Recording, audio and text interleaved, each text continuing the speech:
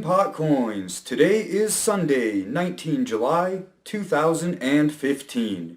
We are currently on block 909303 of the Pot chain. Here's what's been going on this week.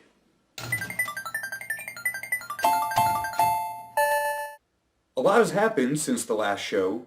The new POS wallet finally came out. There was a little later than expected, but it's up and running now. The wallet seems basically the same except for the PotCoin logo in it. We're not staking yet, and there is currently a hyper-halving schedule in place with 5 halvings at blocks 920,000 through 975,000. Block 975,001 will be the first staked block. There might be another update at that time, but hopefully it'll be a quick and small one. The updating procedure was a little slow. It required deleting the entire blockchain and re-downloading it. There was a bootstrap file that made it sort of faster, but it still took me over 24 hours. It could be more or less depending on your internet connection. Since I recently moved, my connection at the new place has been buggy, so it could have just been an issue on my end. Other than the waiting part, the process was easy enough. Step 1, as always, is to back up your wallet.dat file. I recommend keeping it on a flash drive or some other offline storage media. Step 2, download the new wallet, and it's optional but recommended, download the bootstrap.dat file. Step 3 is to delete everything in the folder with the blockchain except for the wallet.dat file. Step 4, if you did get the bootstrap file, put it next to the wallet.dat file and run the install for the new wallet. Then just wait for it to sync.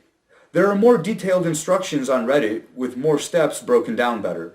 Link will be in the description below.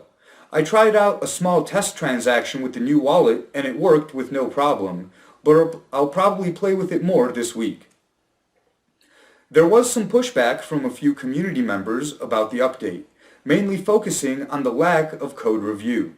Redditor EBX, the guy that brought us the Electrum wallet, had a few criticisms about it, such as not releasing the code prior to the update for review and questioning who actually did review or test the code.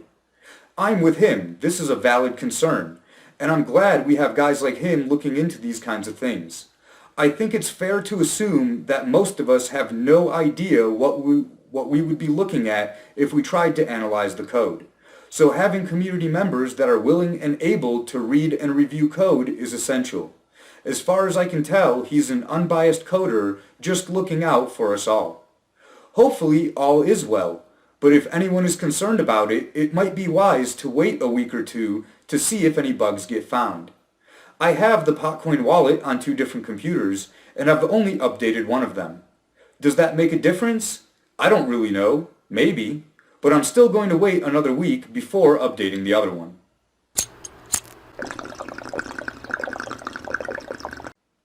The state of Hawaii has had legal marijuana for over 15 years, and yet they still don't have any dispensaries. People's only option is to grow it themselves or to buy pot illegally. This past Wednesday, the governor signed some bill that will eventually issue licenses for 8 dispensaries in the state, and they can open no earlier than the end of next year. To apply for a license, you need to prove over $1 million worth of liquidity, setting a very high barrier to entry. The governor said, "We will make a good faith effort to create a fair process that will help the people most in need." Translated into mainland English, what he means is, people in need can just wait 16 years or till they die, whichever comes first. The state of Colorado rejected PTSD sufferers' use of medical marijuana in a vote 6-2 against adding PTSD to the list of approved conditions. A lot of people were fairly upset, especially combat veterans, since they are the largest demographic of people with PTSD. I have some advice for them. If you think a doctor is full of shit, you get a second opinion. Same goes for the health board. But the real question is, who cares about the health board? Why would anyone want to surrender their right to health to some government board? It doesn't matter what they say. You can still smoke pot if you think it'll help, or if you just want to.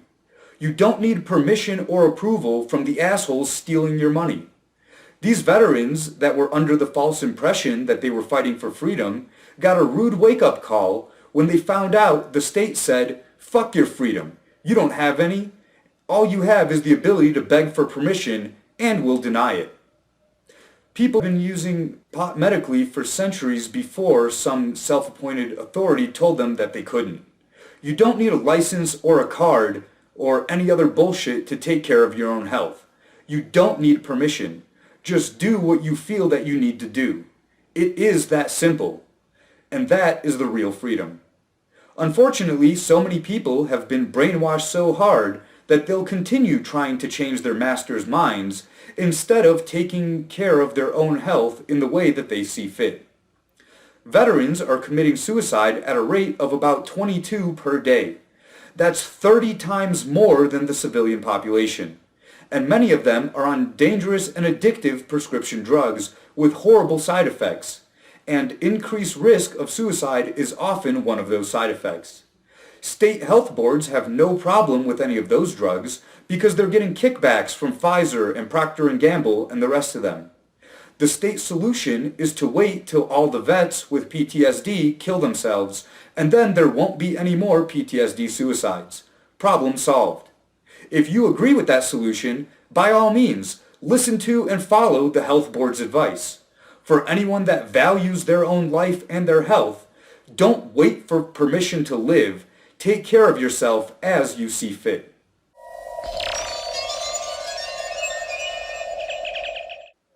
Bitcoin is starting to achieve one of its intended purposes, to serve the unbanked. The number of transactions coming from South America has seen massive rise this year. According to data from BitPay, they processed less than 500 transactions per month last year, and a high of over 3,500 transactions for just last month. Approximately 60% of the 600 million people in South America are unbanked, and yet more people have access to a cell phone than a bank account or even running water. This is a great real-world use case for Bitcoin.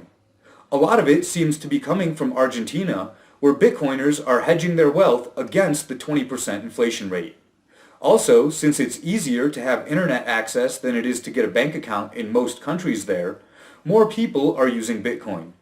Bitcoin offers the ability to do business online, opening up the unbanked to the global economy. Coinbase has seen a notable increase in daily transactions and wallet registrations. Wallets are up to double what they were last year, and transactions are up 94%. Currently, Coinbase has about 3.1 million registered users, while the biggest wallet provider, Blockchain.info, has 3.8 million. I assume a large overlap in users. My guess is that about 2 million of those people have both wallets. As a Bitcoin enthusiast, I've tried out a lot of different wallets, and I have both Blockchain and Coinbase and a bunch of others. I know many Bitcoiners that have more wallets than they can even remember. Coinbase estimates that there are between 5 and 10 million Bitcoin users worldwide. I think that could be a bit of an overestimate at this time, but I do think it will be well over 10 million before this time next year. The network effect grows exponentially, and it seems to be following Metcalfe's law for the value of a network. Capital investment is also way up from last year. Even though the price of Bitcoin has been performing poorly compared to its high at the end of 2013, it hasn't stopped investors from pouring money into startups. Over the course of last year, $350 million was collectively put into Bitcoin, and this year, only halfway through, that number is already over $357 million and rising. The world economy is falling apart. Greece is screwed. China is screwed. The US and the EU, and it seems like everyone else, is screwed. Bitcoin is doing sort of all right. When the illusion of fiat falls apart, crypto will be the light at the end of a long and dark tunnel. That's it for this edition of Mad PotCoins. Smoke 'em if you got 'em.